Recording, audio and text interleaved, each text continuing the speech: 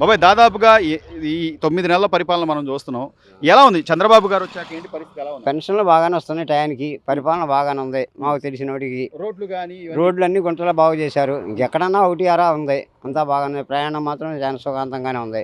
మాకు వ్యాపారాలు కూడా బాగానే జరుగుతున్నాయి. మరి ఇంత కళ్ళ ముందు కనబడుతుంది, పెన్షన్లు ఇస్తున్నారు, అన్ని రోడ్లు వేస్తున్నారు, నిదానంగా చేసుకుంటా వస్తాను, నేను కొద్దిగా టైం ఇవ్వండి నేను చేస్తాను అంటున్నాడు చంద్రబాబు గారు. అయినా కూడా ఏం బాగలేదు, ఆహా ముసలాయన ఏం చేయట్లేదు అని చెప్పి జగన్మోహన్ రెడ్డి పదే పదే మాట్లాడుతున్నాడుగా. చేతగాని మాటలు అట్లాగే ఉంటాయి. చేతగాని వాళ్ళు 5 సంవత్సరాల పాలన చేసినా కానీ 5 పలికల మట్టి కూడా ఇలా ఎక్కడ గుంటలు ఎక్కడే ఉన్నాయి. అక్కడ యాక్సిడెంట్లు వందల మంది వేల మంది చచ్చిపోయారు. రోడ్లు కూడా అధ్వానంగా ఉన్నాయి. అప్పుడు మందు మామూలు విషపూరితంగా ఉండేది. తాగి చాలా మంది చనిపోయారు ఆ మందుకి. ఇప్పుడు మందు ఒక రకంగా ఉంది. 10 రూపాయలు ఎక్కువైనా బ్రాండెడ్ మందు దొరుకుతుంది, బాగానే ఉంటుంది పాలన అంతా. జగన్ పరిపాలన అంటే ఏంటంటే చేతగానాడు దుమ్మెచ్చిపోయినట్టుగా ఉంటుంది అన్నమాట. సో నిజంగా నువ్వు బాగా చేస్తుంటే జనాలు నిన్ను గెలిపించేవాళ్ళు. ఇప్పుడు ఆ రోజున నువ్వు మీ నాన్నగారు మోహన్ చూసి 151 సీట్లు ఇచ్చి ఒక్క అవకాశం అంటే ఛాన్స్ ఇచ్చారు.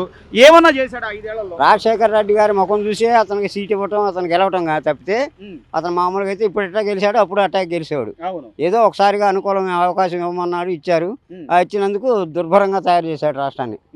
సో ఇంకా కళ్ళ ముందు కనబడుతుంది గత 5 ఏళ్లలో అప్పులు కానీ లేకపోతే పడ్డ ఇబ్బందులు కానీ అవన్నీ చూస్తా కూడా ఇంకా ఏం చేయలేడు చంద్రబాబు వల్ల కాదు, నేనే వస్తా బట్టలు ఉపదేశం నిలబెడతా అని చెప్పి మాట్లాడతాను. చేతగానోడు బట్టలు తిట్టేమో తప్పితే ఇంకేం చేత అయింది? చేతగాని పాలన అలాగా ఉంటుంది. ఇళ్ల స్థలాలని ఇచ్చాడు. ఇంతవరకు ఎన్నో పిల్లలు కూడా లేచి ఎట్టాగే తుప్పుపట్టి దుమ్ముపట్టి పని. అమరావతిలో చూస్తే వేల కోట్లు నష్టం ఉంది. సిమెంట్ పోయింది, ఇసుక పోయింది, మరి ఎంతో నాశనం అయిపోయింది. ఆ రోడ్లు కూడా తవ్వేసుకొని మట్టి కూడా కోట్ల రూపాయలు వెనకేసుకొని అమ్ముకున్నారు తప్పితే బాగు చేసింది ఏమీ లేదు. ఈ రోజు మీరు కష్టపడి మీ చేతి వృత్తులతో మీరు కష్టపడి ₹1 సంపాదించుకుంటున్నారు. మనం కష్టపడి సంపాదించుకునే రూపాయి విలువ అంటారా, లేకపోతే వాడేవాడో 10,000 ఇస్తాడు 15,000 ఇస్తాడని వాడిచ్చిన రూపాయి కోసం మనం ఎదురు చూడకూడదు. మన కష్టాలతో మనం చేసుకొని మనం సంపాదించుకోవాలి. ఆ 7 రోజులు మాకు మట్టి దొరకాలంటే వందలకు వేలకు వేలు పెట్టినా కానీ దొరకలా. ఇవాళ మాకు మన ముఖ్యమంత్రి ద్వారా కానీ ఆలపాటి రాజా గారి ద్వారా మాకు కలెక్టర్లు, సబ్ కలెక్టర్లు వీళ్ళు ఎంతోమంది పోగయ్యి మాకు మట్టిని ఇచ్చారు. ఇవాళ రోజున 10,000 రూపాయలు పోయినా కానీ మాకు మట్టి సక్రమంగా అందుతుంది. మేము జీవనాధారం బాగా చేసుకుంటున్నాం. 10 రూపాయలు మేము ఖర్చు పెట్టినా ₹1 మేము సంపాదించుకోగలుగుతున్నాం, భుక్తిగా తినగలుగుతున్నాం. కష్టపడే వాడికి చంద్రబాబు నాయుడు హయాంలో ఎప్పుడైనా సరే బాగానే ఉంటుంది. ఏ అన్యాయం జరగల. చంద్రబాబు నాయుడు పాలనలో ఆనాడు కానీ ఈనాడు కానీ ఏనాడు అన్యాయం జరగ. ఈ 5 ఏళ్ల పాలనలో ఈ మహానుభావుడు వల్లనే అంత అడ్డూరంగా తయారైంది. బాబాయ్ అన్నా క్యాంటీన్ ₹5 భోజనం అనేది అసలు అది ఎలా ఉండేది? ₹5 ఒక ఇడ్లీయే పెడతలే ఈ 7 రోజున.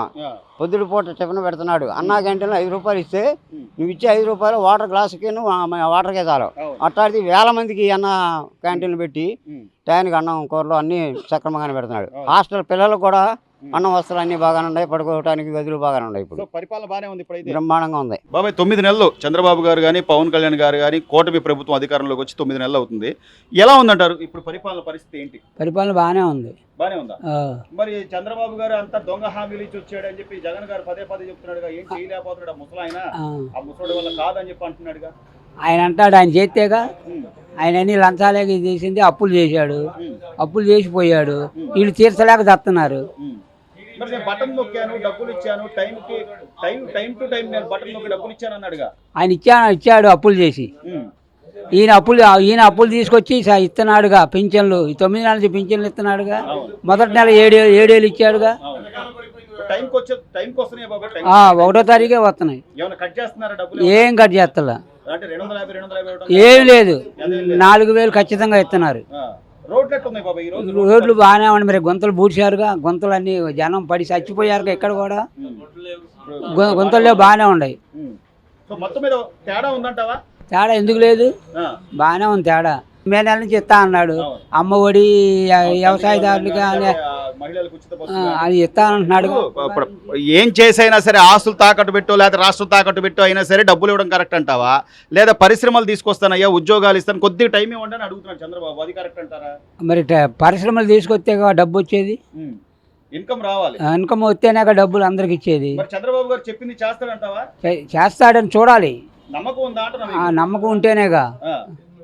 నమ్మకం ఉండబట్టే అంతేగా. మరి మొత్తం మీద జగన్మోహన్ రెడ్డి గారు ఏమంటాడంటే ఒక సంవత్సరం అయిపోయింది కళ్ళు మూసుకున్నాం, ఇంకో 4 ఏళ్ళు కళ్ళు మూసుకోండి నేను వస్తాను మళ్ళీ అంటున్నాడు. నేను వస్తాను మిమ్మల్ని సాగు కొడతాను అంటాడు. అంతేనా? అంతేగాని ఆయన ఏం చేయలేదంటావు. ఏం చేశారు? అన్నిటికీ అప్పులు తెచ్చి అన్నిటికీ పంచాడు. ఏ పరిశ్రమ చేయలేదు. ఏ రాజధాని 3 రాజధానులు అన్నాడు, అవి పోయినాయి. మరి ఏమి లేదు. సో మొత్తం మీద అయితే ఇప్పుడు కొద్దిగా పర్వాలా కూటమి ప్రభుత్వం అధికారంలో? పర్వాలా, కూటమి ప్రభుత్వం బాగానే ఉంది ఇప్పుడు వరకు. బాబాయ్ దాదాపు 9 నెలలు అవుతుంది కూటమి. చంద్రబాబు గారు కానీ పవన్ కళ్యాణ్ గారు కానీ వాళ్ళ పనితీరు ఎలా ఉందంటారు? ఈరోజు రోడ్లు కానీ గ్రామాల్లో పరిస్థితులు ఎలా ఉన్నాయి?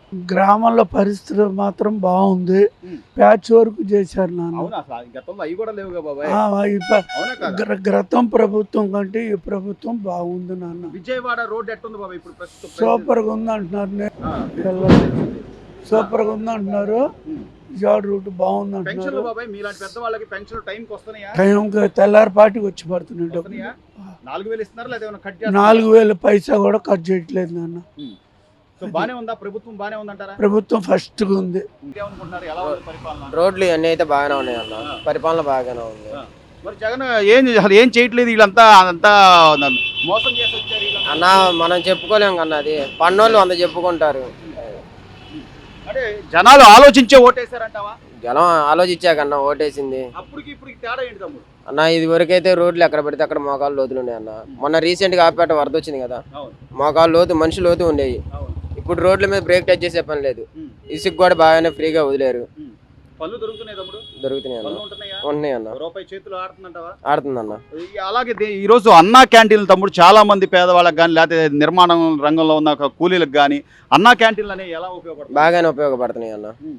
ఇప్పుడు 5 రూపాయల భోజనం ఏమొస్తుంది అన్న? హోటల్కి వెళ్ళి టిఫిన్ చేస్తే 100 రూపాయలు అవుతుంది ఉదయం పూట. 5 రూపాయలకి మంచి భోజనం పెట్టి బాగా చూస్తాం. మా ఫ్రెండ్స్ అయితే తిన్నారన్న, యాటికి వెళ్ళినప్పుడు బాగానే ఉందన్నారు. ఏదన్నా 5 రూపాయలకి అసలు కనీసం టిఫిన్ అయినా దొరుకుతుందా తమ్ముడు? ఇప్పుడు దొరకట్లేదన్న. ఇప్పుడు 5 రూపాయలకి భోజనం పెట్టి ఆయన మంచి పేరే తీసుకొచ్చుకుంటున్నారు. పళ్ళు ఉంటున్నాయి, రోడ్లు బాగున్నాయి, మొత్తం బాగానే ఉన్నాయి అన్న. ఈ ప్రభుత్వం బాగానే ఉందంటావు? బాగానే ఉందన్న. చివరిగా అన్నా క్యాంటీన్ల గురించి మీకు తెలిసి అన్నా క్యాంటీన్లో 5 రూపాయల్లో భోజనం అసలు ఎట్లుంది ఏంటి? మా ఊళ్ళో అన్నా క్యాంటీన్ చాలా మంది బాధపడుతున్నారు అండి. కొలుగులు అన్నా క్యాంటీన్ కావాలని చెప్పి మంచిదండి. అవును. 5 రూపాయలకి భోజనం అంటే టీ అయ్యట్లేదండి. టీ 10 రూపాయలు అండి. చాలా మంచి పని అది. అన్నా క్యాంటీన్ బాగుండిద్ది, అన్ని చోట్ల పెడితే బాగుండిద్ది. అది సిటీలోనే ఉంది కాబట్టి. పరిపాలన సూపర్ గా ఉందండి. చంద్రబాబు నాయుడు గారికి దండాలు పెట్టచ్చు. ఎందుకు బాబాయ్, ఎందుకు అట్లా అంటున్నారు? అంటే జగన్మోహన్ రెడ్డి ఏమంటారంటే నేను బటన్ నొక్కాను, డబ్బులు ఇచ్చాను. బటన్ నొక్కానంటే అన్ని అబద్ధాలు కొన్ని ఉండే ఆయన దగ్గర.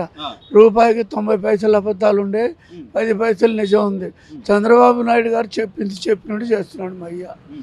పోతే అన్నా క్యాంటీన్ కూడా 5 రూపాయల భోజనం. 5 రూపాయల భోజనం ఎలా ఉంది బాబాయ్? 5 రూపాయల భోజనం అంటే నేను లోగడ బాబు గారు ఉన్నప్పుడు తిన్నాను, ఇప్పుడు తినలేదు. బ్రహ్మాండంగా ఉంటుందండి. 5 రూపాయలకైతే ఏది రాదు.